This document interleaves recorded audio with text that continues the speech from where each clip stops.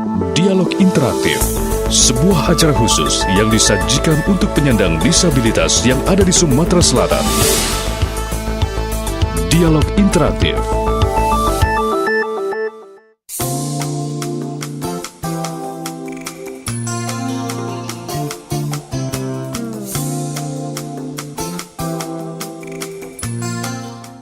Assalamualaikum warahmatullahi wabarakatuh. Alhamdulillah pendengar, siang hari ini di Palembang Siang kita bersama di acara program Disabilitas. Dan tema hari ini adalah Belajar Tanpa Batas, Cerita Pendidikan Inklusif di Palembang. Sudah hadir dua narasumber kita yang akan kita ajak ngobrol-ngobrol santai siang hari ini, mengenal seperti apa sih belajar tanpa batas itu, cerita di balik pendidikan eksklusif di Palembang. Yang pertama yang sudah tidak asing, ini sudah yang ketiga kali hadir di studio Pro 1 RRI Palembang program disabilitas, yaitu Mbak Aisyah Rohima Kumullah. Iya, kita sapa dulu ya. Assalamualaikum Mbak Aisyah. Waalaikumsalam. Apa kabarnya? Alhamdulillah baik. Sehat ya? Iya sehat. Ini yang ketiga ya? Main ke Pro 1 itu yang kedua sekarang. Yang kedua. Oke, berarti sama Mbak Nadi baru hari ini ya? Iya. Oh, perdana kita ketemu ya? Iya. Apa kabar, sehat ya? Alhamdulillah sehat. Selalu ceria kayaknya. Ini Aisyah adalah Kepala Departemen PPM ya? Iya. Baik, nanti kita kulik-kulik lagi ya, seperti apa nih profesinya. Dan yang kedua, ini baru perdana kayaknya, Sekretaris Departemen PPM Mbak Wahyu Cantika Agustin. Assalamualaikum Cantika. Waalaikumsalam warahmatullahi wabarakatuh. Jangan separuh-separuh. Kalau dipanggil Wahyu nanti bilangnya gimana ya? Jadi Mbak Cantika ya? Cantika aja, takutnya nanti orang salah paham. Iya, Wahyu Cantika Agustin. Berarti hari bulan Agustus ya? Iya, di Agustus. Betul. Baru perdana nih ke sini. Bener, first time. First pertama kali di sini. time. Mudah-mudahan menjadi pengalaman yang sangat berharga ya. Amin. Terima kasih sebelumnya Mbak Cantika sudah bersama RRI, juga Mbak Aisyah. Tema kita hari ini belajar tanpa batas, cerita pendidikan inklusif di Palembang. Sebelum ke tema kita ke Kak Aisyah dulu nih, Kepala Departemen PPM. PPM itu apa sih singkatannya? PPM itu untuk kepanjangannya itu Pendidikan dan Pengembangan Masyarakat. Pendidikan dan Pengembangan Pengembangan Masyarakat. Oke, sudah berapa lama Mbak Aisyah di situ? PPM. Sebenarnya untuk menjabat sebagai kepala dari Departemen PPM ini baru tahun ini. Baru tahun 2025. Iya. Dari Januari. Dari pelantikan kita kemarin di Mei. Bulan Mei, Juni, Juli. Oh, belum 5 bulan ya. Oke, PPM. Ini ada di Jakarta juga. Kita punya kurang lebih kan kita dari organisasi Rumah Disabilitas. Rumah Disabilitas itu punya 9 regional dan pusatnya kita di Jakarta. Jadi ini Rumah Disabilitas. Ibarat kalau kita bicara itu yang di atasnya adalah Rumah Disabilitas, di bawahnya baru PPM gitu ya? Ya, PPM itu departemen dari organisasi ini. Organisasi ini berarti udah berskala nasional ya? Iya. Di Palembang gimana nih? Masyarakat udah mengenal belum sih PPM ini? Sebenarnya dari kalau PPM-nya sendiri mungkin orang jauh lebih mengenal rumah disabilitasnya. Iya. Nah, tapi beberapa kegiatan dari PPM sendiri kita udah beberapa tahun belakang kita selalu mengadakan kegiatan memang dalam naungan organisasi. Organisasi disabilitas itu. Ya, Rumah Disabilitas Palembang. Baik. Nah, kita ke Mbak Cantika dulu nih, sekretaris. Udah berapa lama nih Cantika? Kalau Cantika sendiri itu sama sih Kak Aisyah. Sama, ini. barengan baru ya. Tahun ini menjabatnya. Baru tahun ini juga. Jadi tertarik ke PPM ini kenapa Cantika? Sebenarnya kalau dibilang tertarik itu. Kasihan nunduk-nunduk terus. Iya. Ininya aja ditinggiin. Oke. Nah gitu. Kalau Mendekat aja dikit. Iya. Cantika sendiri itu kan emang bukan asli Palembang awalnya. Tapi Sebelumnya di mana? dari Oku Timur. Oku Di sini, Timur. Ya, di sini untuk kuliah. Oke. Dan pertama kali juga kenal ya, terkait dengan Rumah Disabilitas Palembang. Dan karena di daerah lain itu kan belum ada ya. Dan ketika pertama kali dengar ini, wah tertarik gitu. Dan ada namanya Departemen PPM tadi, itu langsung terjun ke masyarakat. Jadi lebih tertarik untuk join ini. Iya. Begitu. Tidak semua kaum muda tertarik, namanya tanda kutip ya. Benar. Ini pekerjaan yang nggak sembarang orang mau, karena ini adalah berbicara soal disabilitas. Nah, Kakak Cantika kenapa lebih tertarik gitu? Ada panggilan hati atau mungkin pernah melihat katakanlah kehidupan nyata yang memanggil hati untuk bergabung gitu? Mungkin kalau terkait hal ini Cantika boleh izin cerita dikit nih. Boleh, iya. Dulu Cantika kan sempat SD Cantika ini dibilang sebagai SD pendidikan inklusif juga. SD Cantika menerima teman-teman penyandang disabilitas. Di sini Cantika ketemu dengan teman-teman Cantika yang ada juga penyandang disabilitas. Dari sini Cantika mulai tergeraklah hatinya untuk mulai memahamilah terkait dengan teman disabilitas ini sendiri begitu. Baik. Kalau Kak Aisyah gimana? Sebenarnya kalau dari Aisyah pribadi, kenapa awalnya tuh punya ketertarikan untuk gabung rumah disabilitas? Iya. Karena kita ngelihat dari lingkungan sekitar ya, bagaimana sih orang-orang memandang teman-teman disabilitas itu masih sebelah mata. Kebetulan Aisyah sendiri asal pendidikannya itu dari jurusan pendidikan, khususnya pendidikan anak usia dini, di mana banyak orang tua itu yang menganggap beberapa anak berkebutuhan itu khusus itu cukup sesuatu hal yang masih berstigma negatif gitu, dari orang-orang di sekitar kita. Nah, hal itu tuh ngebuat Aisyah sendiri jadi punya ketertarikan untuk tahu lebih dalam sebenarnya gimana sih harusnya kita menyikapi anak-anak disabilitas, teman-teman yang memiliki keterbatasan itu sendiri. Ternyata setelah kita terjun langsung nih, lihat teman-teman kayak kita punya beberapa kegiatan yang tergerak langsung ke rumah, ke sekolah-sekolah luar biasa. Ternyata pendidikan buat anak-anak disabilitas itu sama aja loh sebenarnya sama anak-anak umum pada ini ya kebanyakan. Cuma mungkin karena kurangnya edukasi buat masyarakat kita, jadi orang-orang tuh masih berstigma negatif ke teman-teman disabilitas. Padahal ya setiap anak yang terlahir ke muka bumi ini ya semuanya sama gitu loh. Basicnya dari situ ya udah akhirnya mungkin karena rasa empati tadi pingin banget yang namanya mengedukasi dan teredukasi. Jadi karena berangkat dari memang basicnya pendidikan, jadi ya udah deh, ayo kita coba sama-sama buat ngerangkul masyarakat di sekitar kita untuk lebih peduli dengan sesama, gitu aja sih. Jadi kalian berdua ini benar-benar orang pilihan gitu ya. Ada bisa dikatakan ada ketertarikan, ada penasarannya agar anak-anak atau teman-teman kita yang disabilitas itu bisa dihargai sama dengan orang normal seperti kita ya. Oke, sebelum ke tema, kita informasikan pendengar siaran hari ini seperti biasa, Anda bisa saksikan langsung di channel YouTube Pro1 Palembang. Anda bisa bergabung, like di situ dan bisa kasih komentar, pertanyaan di channel YouTube kita atau di line telepon 36997 atau juga di RRI Digital dan juga di line telepon 369977. Baik, tema kita hari ini adalah belajar tanpa batas. Kemudian juga bagaimana kita melihat pendidikan inklusif di Palembang nih Kak Aisyah ya. Nah, menurut Kak Aisyah sendiri sampai dengan detik ini, menurut pengamatan dari Kak Aisyah sendiri, bagaimana sih pendidikan inklusif di Palembang ini? Oke, kalau kita ngelihat lagi pendidikan inklusif itu kan artinya pendidikan yang tanpa batas. Artinya semua anak tanpa memandang apakah mereka berkebutuhan khusus atau tidak, tanpa memandang latar belakang mereka juga. Pendidikan inklusif ini sendiri sebenarnya kalau kita merujuk pada peraturan yang sudah ada di Undang-Undang Sistem Pendidikan nomor 20 tahun 2003, itu adalah salah satunya poinnya adalah pendidikan tanpa diskriminasi. Itu adalah menjadi poin penting bagi kita semua untuk menciptakan lingkungan pendidikan yang nggak ada nih diskriminasi untuk siapapun tanpa pandang bulu kepada siapapun. Nah, jadi kalau kita ngelihat sekarang rasanya udah bisa bilang alhamdulillah ya, bahwa setiap sekolah bukan jadi anak-anak dengan keterbatasan tidak hanya lagi harus sekolah di SLB. Enggak, ternyata di tahun-tahun sekarang anak-anak itu udah bisa untuk bersekolah di sekolah umum, sekolah-sekolah negeri. Karena sekarang semua sekolah itu sudah diwajibkan untuk menerima teman-teman disabilitas.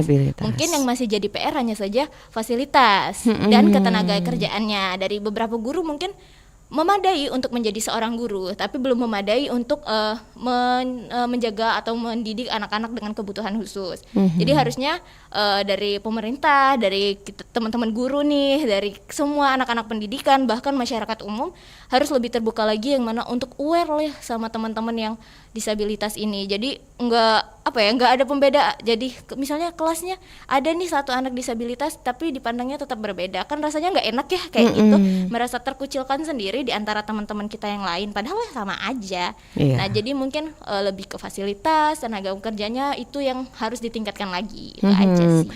Kalau tadi bicara soal masyarakat masih ada yang memandang seperti itu.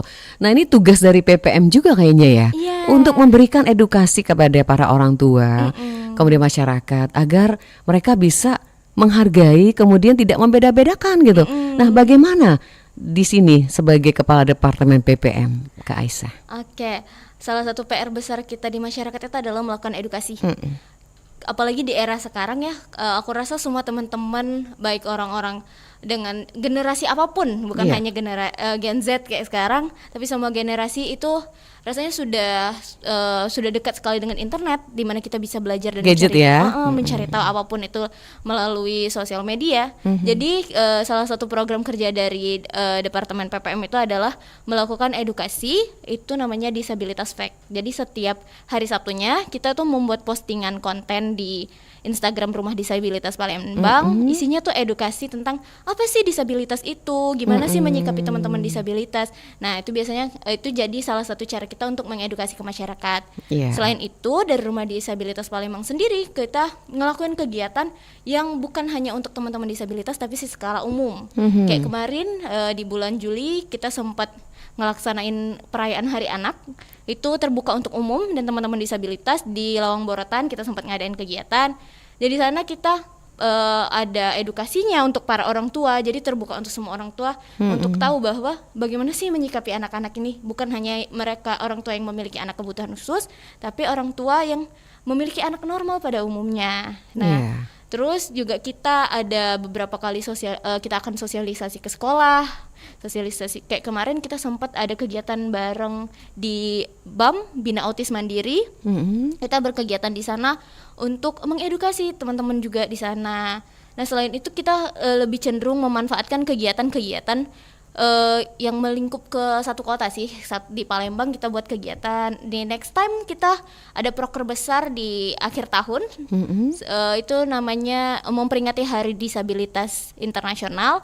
Kita ngadain lomba untuk teman-teman disabilitas. Nah itu salah satu cara kita untuk membangun awareness bagi semua orang. Iya, baik, menarik sekali Kak Aisyah kalau bicara ya. Nggak salah jadi kepala departemen ya. Beralih ke Kak Cantika nih sebagai sekretaris gitu kan.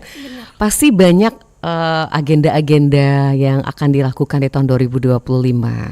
Nah kemudian Kak Cantika, sebelum ke agenda yang dilakukan PPM tahun ini, Kakak juga mau tahu nih, tadi disebutkan oleh Kak Aisyah nih media sosial sangat kuat ya, Bener banget. menarik edukasi. Jadi sekarang orang nggak butuh lagi yang secara formal harus ngumpulin di sini di situ, tapi lewat Instagram, lewat TikTok ini bisa lebih mengena di hati orang. Nah gimana Kak Cantika untuk melihat hal ini gitu?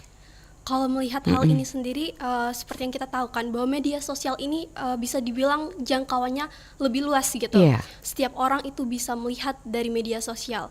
Dan juga kalau udah seperti yang disebutkan Kak Aisyah tadi, kita sendiri itu kan sudah mulai juga merambah ke media sosial melalui Disabilitas Fact tadi. Iya. Di situ teman-teman mungkin secara umum bisa lebih tahu nih terkait dengan disabilitas itu apa tadi ya Kak ya, dan lain sebagainya.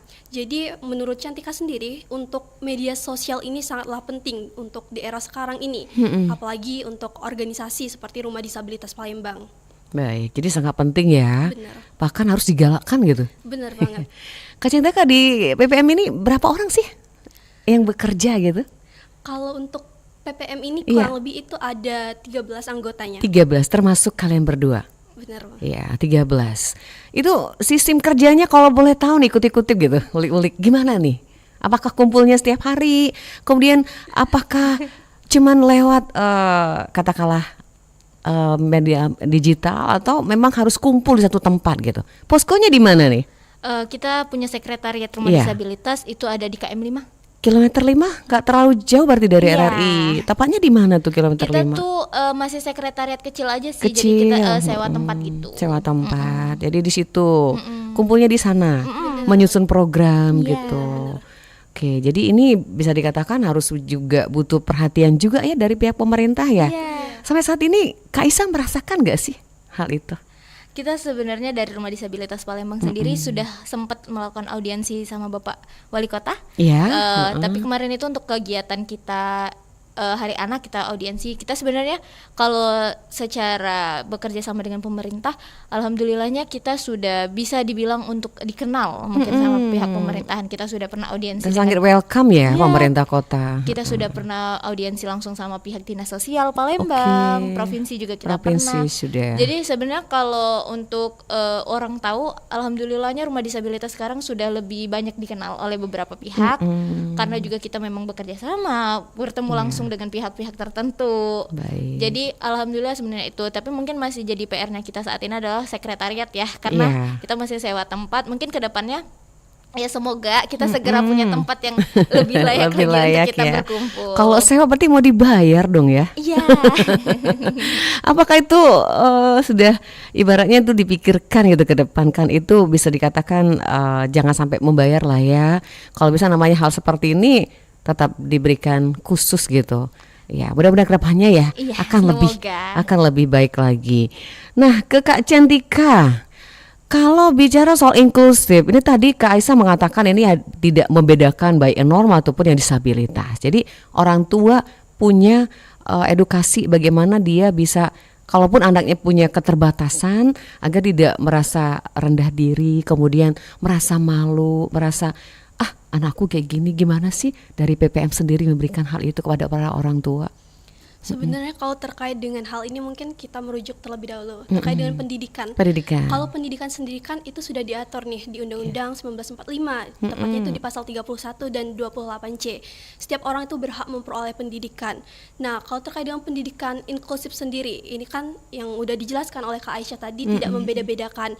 Nah, kalau dari kami sendiri, dari Departemen PPM ini, kami kan mengedukasi kepada masyarakat luas, khususnya untuk orang tua yang mungkin memiliki anak disabilitas tadi. Kami edukasi lah bos, setiap orang ini tidak berbeda dan mungkin mereka tuh punya potensinya masing-masing. Dan contohnya tadi kayak proker kami itu salah satunya yang sudah pernah terjalan, itu kami ke Bina Autis Mandiri. Di sini kami berikanlah kesempatan untuk anak-anak disabilitas ini sendiri untuk bisa merasakan segala hal. Misalnya kemarin tuh ada kami tuh ada sikat gigi ya Kak. Edukasi sikat gigi gitu. Dan kami ajak juga bermain. Bahkan anak-anaknya itu benar-benar excited. Bahkan mereka tuh bisa dibilang ya adalah anak-anak pada umumnya. Jadi begitulah. Baik. Kaisa, anggota-anggota PPM ini anak-anak muda nggak sih? Iya. Jadi sebenarnya secara generasi apa nih? Kalau bisa dibilang generasi Gen Z semua. Gen Z semua. Iya, luar biasa ya. Perempuan semua? Enggak, ada laki-laki. Ada laki-laki. Alhamdulillahnya mungkin teman-teman sekarang karena edukasi lebih luas jangkauannya melalui sosial media. Jadi teman-teman yang punya ketertarikan, punya empati itu tahu gimana sih tempat mereka untuk punya wadah untuk ini untuk bekerja sama. Alhamdulillah kita sekarang kurang lebih kalau dari Rumah Disabilitas itu ada 60 lebih anggota. 60 lebih anggota dari program disabilitasnya ya? Ya, Rumah Disabilitas. Untuk bagian departemen kita sendiri ada 13 orang. 13 orang, baik. Semuanya bercampur ya, laki-laki dan perempuan. Anak-anak muda, keren banget ya. Mantap, itu benar-benar luar biasa. Karena anak-anak muda sekarang tidak hanya untuk hal-hal yang dikatakan formal aja, tapi yang agak sedikit inklusif ini mereka tertarik gitu. Ini beri apus sekali nih buat anak-anak muda, termasuk Kak Aisyah juga Kak Cantika. Kita break sebentar ya, nanti kita obrol lagi, langsung kita lanjut sampai nanti jam pukul 11. Tapi yang pasti pendengar Anda yang bergabung, silakan dua narasumber kita akan menanggapi pertanyaan Anda di 36997 atau di channel YouTube kita Pro 1 Palembang. Kita break sebentar, nanti kita akan kembali setelah informasi yang satu ini melalui program Disabilitas. Sejarah bahasa isyarat sudah ada sejak ribuan tahun yang lalu. Dalam catatan sejarah Yunani kuno, seorang filsuf terkenal Plato menggambarkan orang tuli yang berkomunikasi menggunakan gerakan tangan.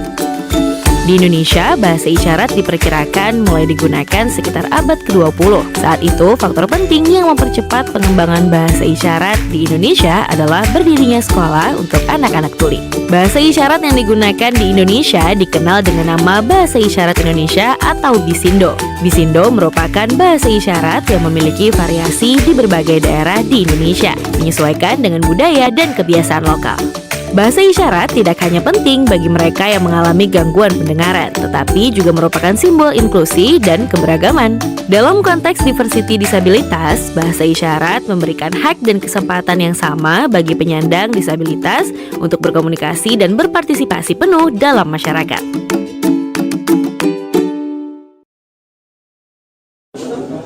Loh iya, lek Paidi itu loh, apa ya nanti bisa ikut nyoblos? Loh, lah emangnya kenapa toh Mbak Yu? Walau wong lek Paidi pakai kursi roda, apa ya nggak repot nanti? Kasihan toh lek Paidi. Loh, ya lebih kasihan kalau Lek Paidi tidak menyalurkan suaranya toh Mbak Yu. Penyandang disabilitas sebagaimana dengan orang penyandang non-disabilitas memiliki hak dan kewajiban yang sama, termasuk hak dan kewajiban konstitusional yang meliputi hak ekonomi, sosial, budaya, dan negara mempunyai kewajiban untuk memenuhi, menghormati, dan melindungi setiap hak yang dimiliki oleh setiap warga negaranya, ya termasuk hak pilih pemilih disabilitas. Ya kalau gitu kayak buruan dikasih tahu Mas, sebelum menyesal di kemudian hari loh. Loh Mbak Yu, kan rumahnya sebelah Lek Paidi toh?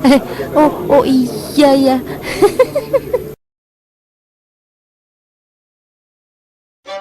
Menurut Organisasi Kesehatan Dunia WHO, lebih dari 1 miliar orang hidup dengan beberapa bentuk disabilitas yang mencakup sekitar 15% populasi dunia. Ini termasuk sekitar 93 juta anak-anak dan 720 juta orang dewasa dengan kesulitan fungsi yang signifikan. Jumlah penyandang disabilitas meningkat secara substansial karena perubahan demografis, termasuk penuaan populasi dan peningkatan global dalam kondisi kesehatan kronis. WHO memperkirakan bahwa pada tahun 2050, hampir 2 miliar orang akan mengalami disabilitas, dan sekitar 200 juta diantaranya akan mengalami kesulitan fungsi yang sangat besar. Penyandang disabilitas menjadi salah satu kelompok yang paling terdiskriminasi di dunia, sering mengalami kekerasan, prasangka, dan penolakan otonomi, serta menghadapi hambatan untuk perawatan. WHO melaporkan bahwa penyandang disabilitas memiliki akses yang lebih rendah ke layanan kesehatan, pendidikan, pekerjaan, dan partisipasi sosial dibandingkan dengan orang-orang tanpa disabilitas. Disabilitas memiliki prevalensi yang lebih tinggi di negara-negara berpenghasilan rendah, di mana sekitar 80% penyandang disabilitas tinggal. Disabilitas dan kemiskinan saling memperkuat satu sama lain karena penyandang disabilitas lebih mungkin mengalami biaya hidup yang lebih tinggi, penghasilan yang lebih rendah, dan eksklusi sosial. Disabilitas adalah bagian dari pengalaman manusia, dan hampir setiap orang akan mengalami gangguan sementara atau permanen pada suatu saat dalam hidupnya. WHO mengakui bahwa dunia di mana semua orang mencapai standar kesehatan dan kesejahteraan setinggi mungkin, hanya mungkin jika sistem kesehatan melibatkan penyandang disabilitas. WHO juga mendukung hak penyandang disabilitas untuk hidup secara mandiri dan berpartisipasi penuh dalam semua aspek kehidupan. 3 Desember dijadikan Hari Disabilitas Internasional sebagai wujud bahwa para penyandang disabilitas memiliki kesamaan hak untuk mendapatkan pula kehidupan yang layak.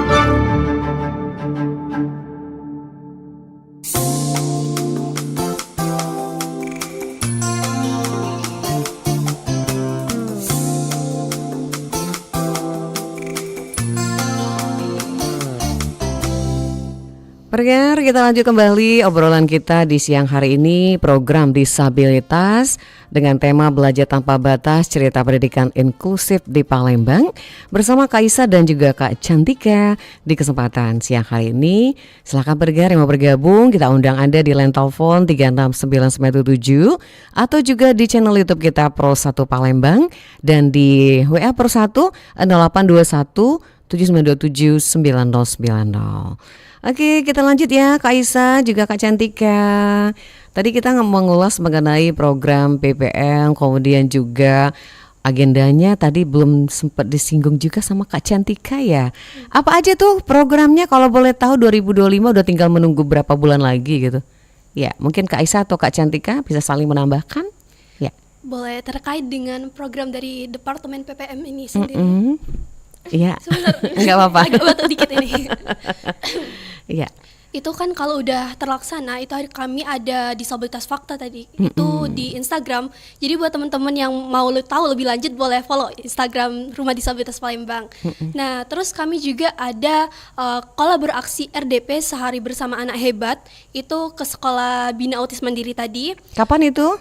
Itu beberapa bulan kemarin ya Kak ya. Oh, udah Di baru. berlangsung ya? Udah Udah di berlangsung. 30 Agustus. Iya, 30 Agustus 30 baru ya. Agustus. Nah, terus kalau untuk yang akan berlangsung, kami rencananya itu masih ada untuk internal kami bakal belajar terkait dengan bahasa isyarat.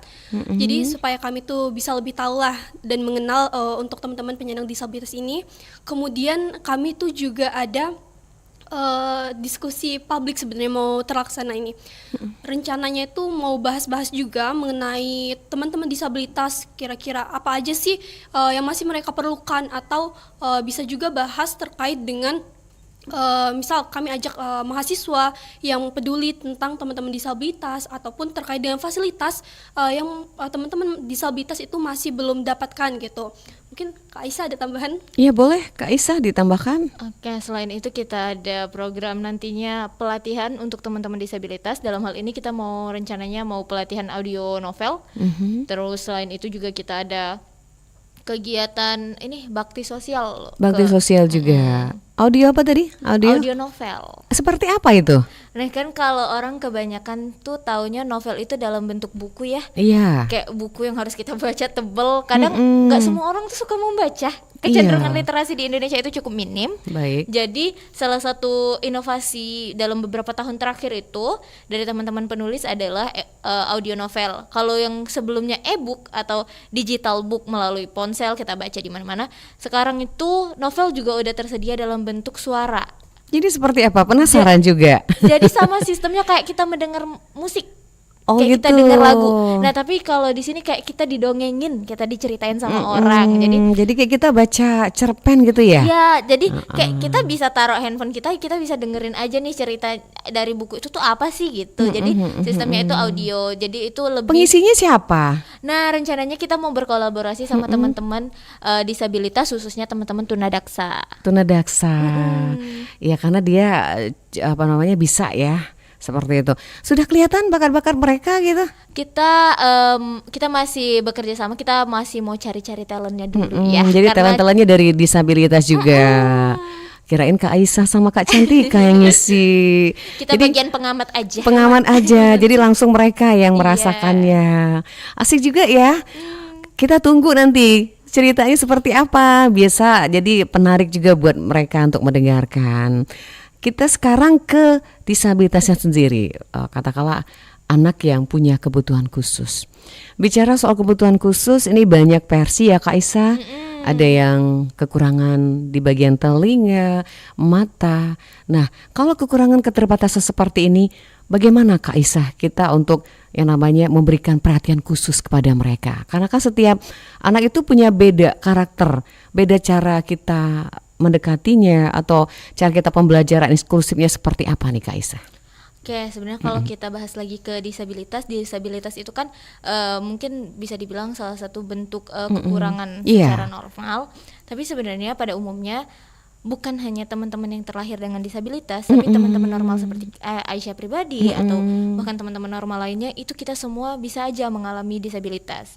Ya, Karena seperti apa misalkan? Kalau misalnya, kita yang normal lahir gitu ya. kita terlahir sebagai orang yang seperti pada umumnya normal, bisa jadi mungkin kita tidak menginginkan terjadinya kecelakaan, kan ke depannya kita tidak pernah tahu apa yang terjadi ke depannya. Bahkan teman-teman yang mengalami teman-teman dalam usia senja yang lanjut usia itu kecenderungan mengalami seperti kekurangan pada penglihatan, itu juga salah faktor satu bentuk, umur ya. salah Itu satu termasuk bentuk juga. disabilitas, iya. Jadi disabilitas itu bukan hanya untuk teman-teman tunarungu atau teman-teman tuli, tunadaksa, bukan hanya teman-teman teman-teman lain. yang disabilitas buta, tapi juga teman-teman yang kedepannya yang kita tidak bisa prediksi adalah apakah kita akan mengalami kecelakaan atau teman-teman yang kekurangan pada penglihatannya atau faktor usia. Nah, itu semua sebenarnya bagian dari disabilitas. Terus kalau ditanya bagaimana sih cara menyikapinya? Tentu dari setiap disabilitas punya cara yang berbeda. Kayak kita ke teman-teman tuli, kita butuh belajar bahasa isyarat untuk bisa berkomunikasi dengan mereka, karena ada sebagian teman-teman tuli yang bisa berkomunikasi langsung tanpa membutuhkan bahasa isyarat. Kita karena mungkin mereka adalah teman-teman yang terlahir secara normal, kemudian mengalami satu hal yang membuat mereka harus kehilangan salah satu indera mereka. Ada juga teman-teman yang memang sudah terbiasa dengan lingkungan itu, dia jadi bisa membaca gerak bibir nih teman-teman tuli bibir, itu. Jadi nggak melulu teman tuli itu harus menggunakan bahasa isyarat, tapi alangkah baiknya ketika kita sendiri bisa menggunakan bahasa isyarat. Jadi awareness kita terhadap teman-teman itu, kita jadi lebih nyaman untuk komunikasi rasanya kalau dengan teman-teman disabilitas kita tuh bisa bahasa isyarat. Terus untuk teman-teman yang tunanetra, mereka cenderung menggunakan huruf braille untuk mereka. Nah, gimana kalau untuk komunikasi secara langsung, mereka kan bisa mendengar, jadi masih enak gitu kan untuk kita berbicara. Terus kalau teman-teman, kalau seperti teman tunadaksa, rasanya setiap teman-teman yang memiliki disabilitas itu kita punya penanganannya masing-masing. Mulai dari untuk teman tuli, mungkin kita bisa menyediakan juru bahasa isyarat. Kayaknya sekarang alhamdulillah ya, kalau tiap kita nonton berita, nonton televisi sudah ada tuh juru bahasa isyaratnya. Terus selain itu harusnya setiap seperti kita nonton televisi, alangkah lebih baiknya kalau kita menyediakan yang namanya subtitle. Apa itu? Ada tulisan di bawah. Tulisan di bawah. Jadi mereka yang bisa membaca. Jadi betul. Mungkin kalau kita di posisi mereka ya, betapa sunyinya sih dunia kita tanpa suara. Nah, tapi gimana cara kita bisa membuka hal itu lebih luas lagi dengan cara kita yang harusnya mengerti bagaimana keadaan mereka. Jangan terus-menerus kita harus kan biarlah mereka dengan dunia mereka. Rasanya tidak adil ya kalau kita harus bersikap seperti itu. Terus mungkin kalau teman-teman ada satu jenis disabilitas lagi, itu teman-teman dari anak berkebutuhan khusus yang seperti teman-teman Down syndrome, teman-teman yang kekurangan dari segi psikisnya, itu mungkin butuh terapi. Nah, mungkin yang jadi PR ya, terapi di Palembang ini secara biaya lumayan. Berkaitan mental ya. Jadi mungkin yang masih jadi perhatian khususnya itu terapi buat teman-teman yang punya punya kekurangan itu. Nah, harusnya itu jadi awareness juga untuk pihak pemerintah ya. Kita berharap ke depannya semoga hal ini mungkin bisa dikasih, karena kita nggak tahu, bukan semua orang itu memiliki kemampuan lebih secara pembiayaan. Kita berharap ke depannya pemerintah jadi awareness, jadi memberikan wadah yang lebih luas gitu. Iya, kita coba terima dulu ya line telepon yang berdering. Selamat siang. Selamat siang Mbak Nadia. Iya, ini pendengar setia kita, namanya Pak Zakaria, panggilannya Bang Jack. Bang Jack, apa kabar? Alhamdulillah sehat. Baik, silakan Bang Jack. Ada Kak Cantika, ada Kak Aisyah. Ya, kalau acara ini dikelilingi oleh Mbak Nadia, ya semangat terus ya. Wih. Terima kasih, selalu semangat. Ya, ini mau tanya dengan Mbak yang ketuanya departemen, Mbak Aisyah ya. Kalau kepala departemen Mbak Aisyah, kalau sekretaris Mbak Cantika. Mau tanya dengan Mbak Aisyah dulu ya. Iya, boleh. Selamat pagi Mbak Aisyah. Selamat pagi. Ya, semangat selalu ya, terus untuk kebaikan. Ini Mbak Cantika, Mbak Aisyah, tadi cerita masalah sekolah tadi ya. Sekolah umum bahwa dimasukin anak-anak yang disabilitas ya. Kemudian tadi kurangannya guru-guru yang sebagian ya belum memahami cara mempelajari anak membutuhkan ini pengajaran khusus. Bagaimana, apakah itu ada hambatan? Apakah sementara ini dari pihak sekolah misalnya negeri itu mereka sudah ada pembimbingan gitu untuk mengatasi masalah anak-anak yang kebutuhan khusus itu? Apakah dari dinasnya gitu? Bagaimana cara dari Mbak Aisyah ini untuk mengatasi problem itu? Kalau mereka di sekolah luar biasa kan nggak masalah, tapi kalau nggak mungkin kalau luar biasa itu kan terbatas tempatnya, makanya harus diambil ke sekolah umum juga.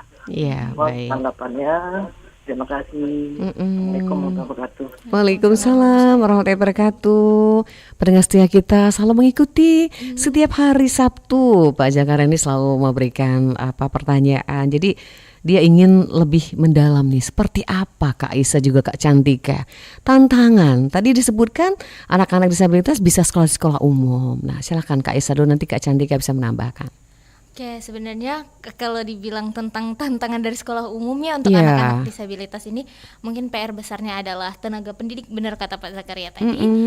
Sebenarnya kalau kita merujuk ke peraturan dari pemerintah sendiri ya, sebagai kebetulan latar belakangku adalah pendidikan dari guru TK. Jadi kalau kita merujuk pada peraturan Menteri Pendidikan dan Budaya, itu ada di Permendikbud nomor 48 tahun 2023, di mana setiap sekolah itu harusnya memfasilitasi, menyediakan akomodasinya, baik tenaga gurunya, fasilitas dari fasilitas di sekolahnya, dan juga harus ada pendampingan untuk teman-teman disabilitas. Itu menjadi hal yang harus diwajibkan lah, setiap sekolah itu memiliki. Namun kita kan nggak bisa nutup mata bahwa nggak semua sekolah memungkinkan untuk hal itu. Tapi kalau kita ngelihat di Palembang, salah satu contohnya itu, kebetulan aku punya teman pengajar di TK Global. Jadi di TK Global itu di sana juga menerima teman-teman dari anak berkebutuhan khusus, dan mereka menyediakan pendampingannya juga. Oh ada ya. Dan sebenarnya untuk guru sendiri sudah ada pelatihan yang memang disediakan khusus untuk mengajar ke teman-teman berkebutuhan khusus. Tapi mungkin untuk secara jangkauan kita belum bisa menyeluruh, entah dengan keterbatasan dana ataupun waktu ya, kita itu masih jadi PR untuk kedepannya. Nah selain itu kalau dibahas tentang bagaimana sekolah, kan mungkin nggak seluruh sekolah umum ya menyediakan itu, tapi itu tuh sekarang sudah mulai digalakkan. Jadi sudah bisa dibilang sebagian sekolah itu sudah ada, kita mungkin bisa lihat langsung cross check ke lapangan, karena kita nggak mungkin kita nggak tahu data resminya, tapi kalau kita cross check langsung ke lapangan, beberapa sekolah-sekolah negeri sudah ada anak-anak berkebutuhan khusus. Mungkin guru-gurunya masih guru-guru ya sama seperti anak-anak tanpa pendampingan, tapi guru-guru tersebut adalah guru-guru yang telah mengalami pelatihan tentang untuk mendidik anak-anak dengan kebutuhan khusus. Kalau kantor-kantor sudah banyak yang memberikan fasilitas, termasuk RRI ada khusus untuk kaum disabilitas gitu kan. Jadi memang bisa dikatakan ya adalah salah satu fasilitas oleh pemerintah di bagian perkantoran. Nah, tapi kalau untuk sekolah mungkin memang harus punya data ya sendiri. Nah, kalau Kak Aisyah bisa menambahkan seperti apa, Kak Cantika? Kalau terkait dengan tantangan sendiri, sebenarnya untuk teman-teman disabilitas ini payung hukumnya udah ada. Iya, namun mungkin dalam pengimplementasiannya itu masihlah kurang. Sudah disebutkan oleh Kak Aisyah tadi, mungkin dari tenaga pendidiknya itu belum cukup memahami. Lalu kemudian terkait dengan fasilitas itu kan pastilah dibutuhkan oleh teman-teman disabilitas ini sendiri. Itu mungkin belum memadai secara keseluruhan di sekolah-sekolah umum gitu, sekolah untuk pendidikan inklusif ini. Baik, mungkin ke depan dari PPM sendiri mungkin ada juga PR-nya kaitan sama hal ini ya Kak Aisyah ya. Nanti bisa disuarakan ketika ada pertemuan dengan pihak pemerintah, bisa dikatakan lebih aware lagi tentang fasilitas kaum disabilitas. Nah, kalau bicara soal kasus-kasus perundungan, ini kan sering terjadi ya, banyak bukan hanya rahasia umum lagi, bahkan di media ini sudah banyak sekali terjadi. Hal-hal seperti kasus perundungan dari teman-teman kita atau adik-adik kita disabilitas, bahkan yang tidak disabilitas pun sering terjadi.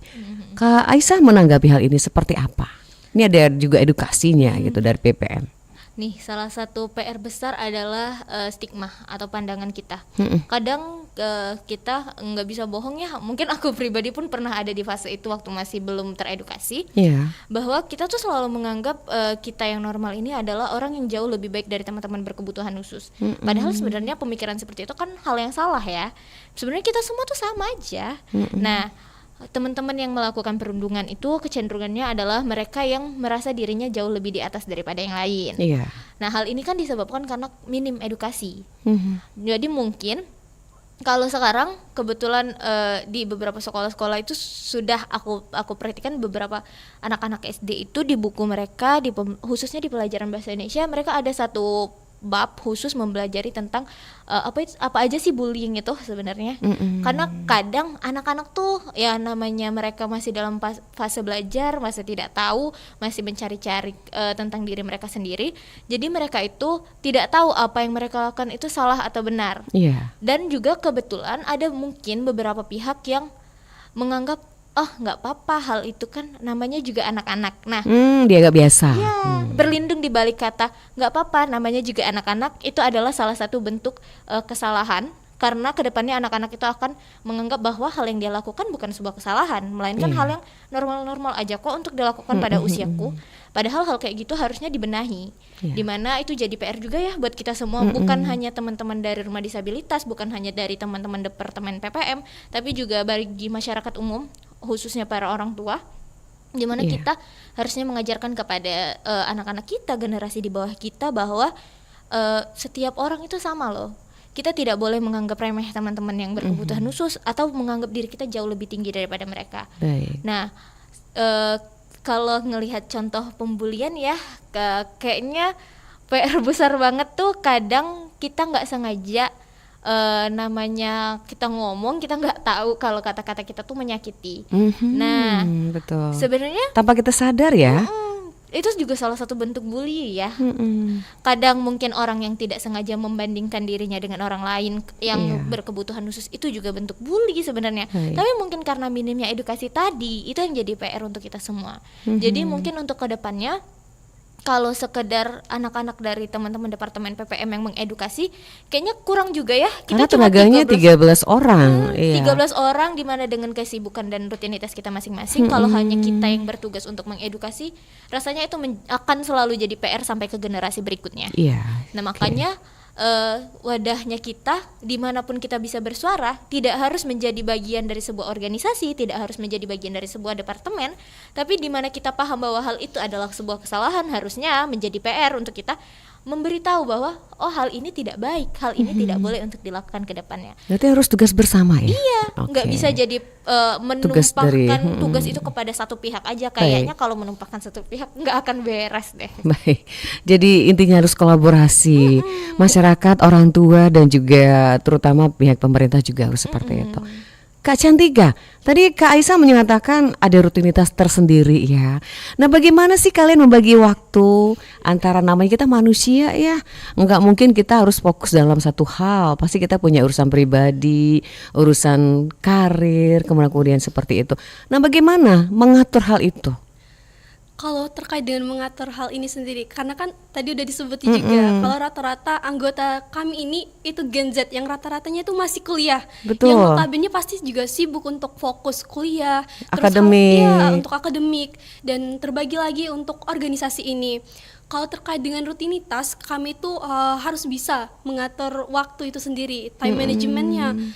Kami tuh harus bisa untuk tidak karena kan akademik ini adalah hal yang utama ya, untuk masa depan juga. Benar-benar. Baik, oke. Masalah pengabdian, nanti kan kalau udah tamat semua kuliah gitu kan, nah ini gimana nih untuk katakanlah pengabdian ilmunya? Kak Aisyah mungkin? Kalau ngelihat dari basic pendidikan ya, aku pribadi alhamdulillah sudah lulus, baru lulus di tahun ini. Dan kita sendiri masih skripsi? Enggak, belum. semester 3. Jadi cukup berbeda nih secara kita juga. Nah, kecenderungannya teman-teman di Rumah Disabilitas Palembang, teman-teman di Departemen PPM itu adalah anak-anak generasi 20-an awal umurnya, teman-teman yang masih berkuliah, teman-teman yang bekerja. Jadi kalau dari rutinitas kan ya cukup sibuk ya satu sama lain. Untuk kumpul pun rasanya hanya bisa menggunakan weekend. Dan Sabtu Minggu. Dan itu pun belum terhalangi dengan kegiatan lain. Jadi nggak selalu Sabtu Minggu. Kita juga memanfaatkan media digital. Kita sering rapat online. Via Zoom gitu kan. Karena kayaknya kalau mau minta waktu teman-teman yang sudah bekerja dan berpendidikan untuk stay terus itu tidak memungkinkan. Jadi kita mengantisipasinya ya dengan cara itu tadi, kita kumpul melalui Zoom atau kita sekedar berkegiatan sudah dijadwalkan nih, misalnya di bulan ini kita rapat pada tanggal sekian, jadi semua bisa mengosongkan waktu untuk tanggal yang sama. Baik, jadi jangan sampai nanti hal yang berkaitan dengan program disabilitas ini terabaikan. Jadi jangan karena hal sesuatu pribadi akan tidak diurus lagi, jangan sampai seperti itu ya. Harus tetap fokus ya. Jadi untuk setiap kegiatan biasanya kita sudah ada tenggat waktunya ya. Kita punya deadline tertentu. Jadi pada tanggal sekian kita harus ini. Jadi pengabdian tetap jalan, kehidupan sehari-hari tetap jalan. Jadi tidak tumpang tindih lah. Seimbang itu butuh keahlian ya, mengaturnya nggak sembarangan. Oke, Kak Isa lagi. Kita kalau bicara soal setara gitu ya, berjalan semua. Ini bagaimana sih agar para tenaga guru khususnya pendidik disabilitas ini tetap upgrade diri, mengupgrade diri, jangan sampai ketinggalan informasi, terus berbenah, dan yang pasti terus merasakan, jangan sampai nanti ketika ada persoalan pribadi akan terlupakan tugas utama kita kepada kaum yang sangat membutuhkan perhatian kita. Seperti apa nih Kak Isa? Kalau sebenarnya sebagai tenaga pendidik ya, aku pribadi juga sebagai tenaga pendidik, seorang guru. Jadi menjadi seorang guru itu PR besarnya adalah bagaimana kita bisa tetap menjalankan kehidupan sehari-hari, tapi juga tetap bisa menjalankan amanah kita sebagai seorang pendidik. Nah, jadi mungkin untuk teman-teman guru di luar sana juga merasakan hal yang sama, bahwa mungkin sedikit dari waktu istirahat itu terganggu dengan kegiatan harus menyelesaikan entah administrasi atau tata pengelola di sekolah lainnya. Nah, jadi sebenarnya kalau PR-nya sebagai seorang guru adalah manajemen waktu.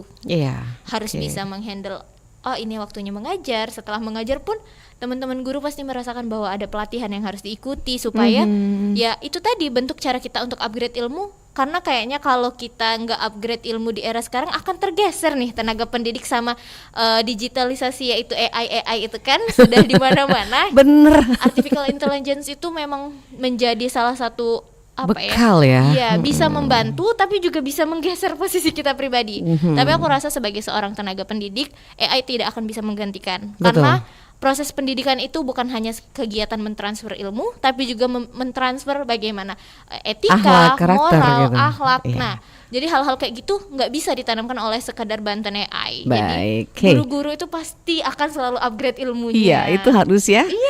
Waduh, kita udah mau nutup ini, tapi obrolan kita kayaknya masih banyak yang mau dikuliti lagi gitu ya.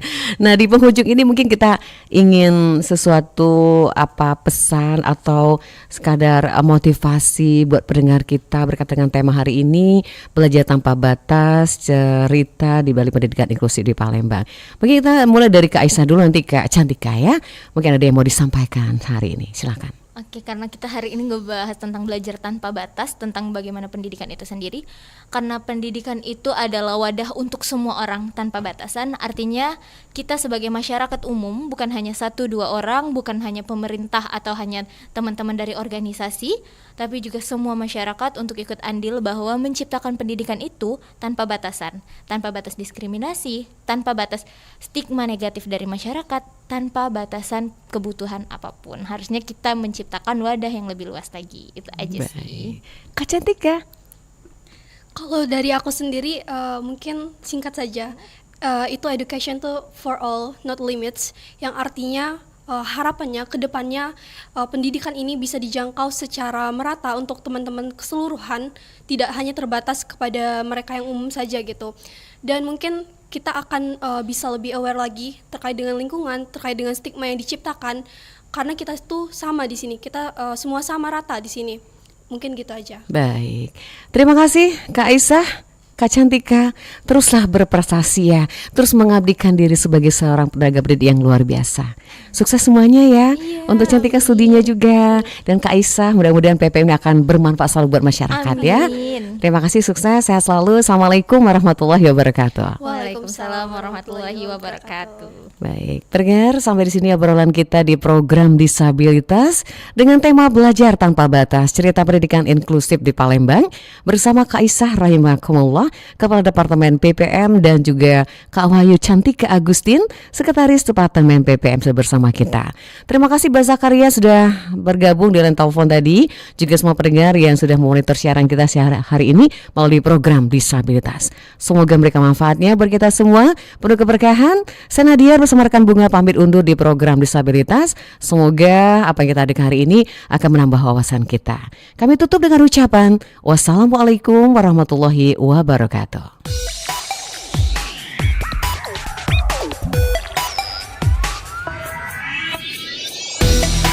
Demikian tadi, dialog interaktif khusus untuk penyandang disabilitas yang ada di Sumatera Selatan.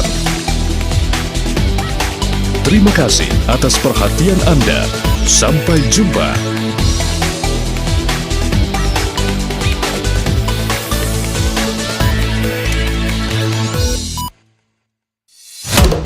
Kanal informasi dan inspirasi Pro 1.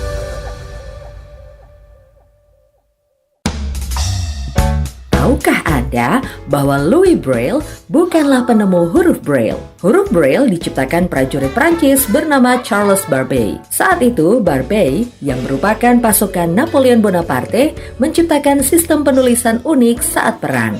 Banyak prajurit kurir yang mati ketika mengirim pesan karena masih menggunakan penerangan. Barbey menciptakan sistem penulisan unik dinamakan tulisan malam sonografi Barbey yang digunakan para pasukan di malam hari tanpa penerangan dan tidak memerlukan penglihatan.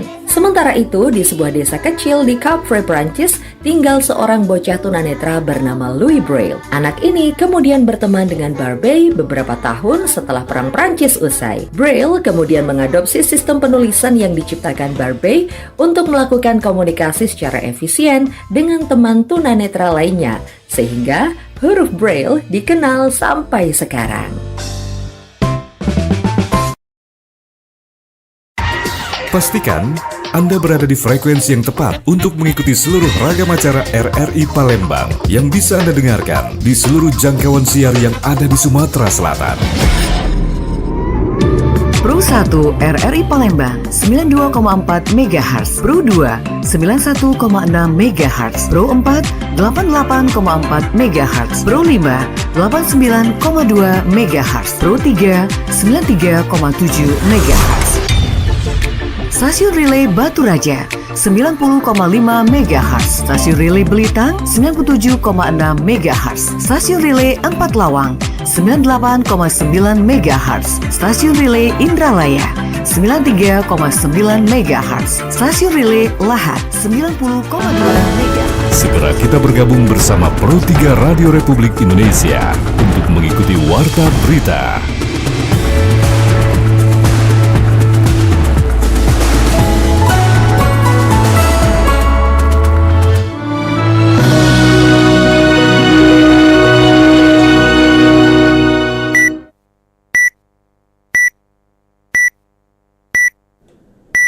Pukul 11 waktu Indonesia Barat. Dinamika olahraga.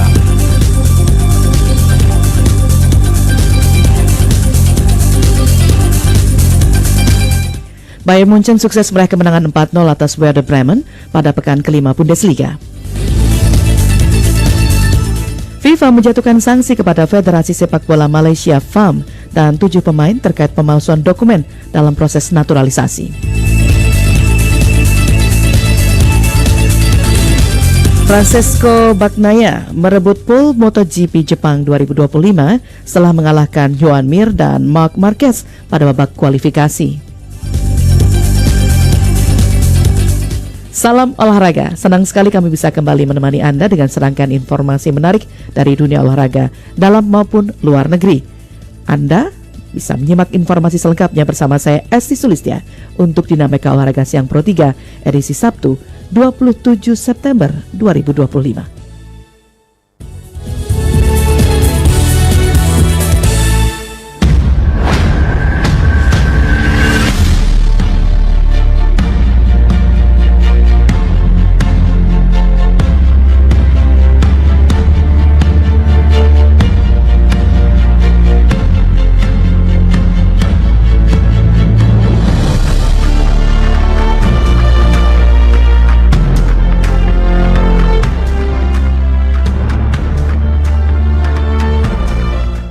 Informasi pertama kami awali dari olahraga terpopuler, sepak bola.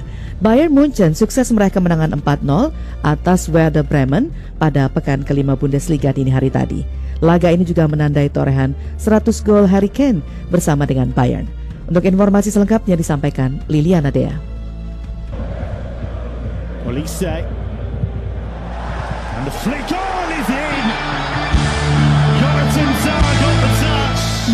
Munchen sukses mempertahankan rekor kemenangannya di semua kompetisi musim ini usai menaklukkan Werder Bremen 4-0 pada pekan kelima Bundesliga dini hari tadi. Bermain di Allianz Arena, skuad asuhan Vincent Kompany itu tampil mendominasi sejak awal laga. Gol pertama tercipta lewat sapaan Jonathan Tah di menit ke-22. Di penghujung babak pertama, Harry Kane sukses menggandakan keunggulan untuk Bayern dari titik penalti. Kane kembali mencetak gol di menit ke-65 untuk mengubah skor menjadi 3-0. 3 menit jelang laga berakhir, tendangan kontrak Leimer sukses menembus gawang Bremen untuk menutup pertandingan dengan skor akhir 4-0. Usai laga, pelatih Vincent Kompany menegaskan pentingnya kepercayaan penuh kepada semua pemain demi kesuksesan tim musim ini. Namun yang paling penting bagi saya adalah saya benar-benar memiliki keyakinan penuh kepada setiap pemain. Jadi ketika satu pemain gagal dan pemain lain harus mengambil alih peran tersebut, saya sama sekali tidak merasa harus menurunkan ekspektasi. Hari ini juga menjadi hari yang baik bagi Tom Bischoff yang menjalani debut sebagai starter. Dan saya tetap yakin, jika kami ingin meraih kesuksesan musim ini, maka kami harus berjuang habis-habisan. Jika tidak, maka semua itu tidak akan berhasil.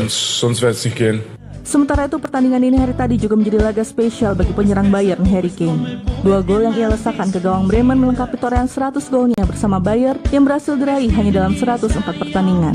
Rekor ini menjadikannya pemain tercepat di 5 liga elit Eropa yang mampu menembus angka tersebut bersama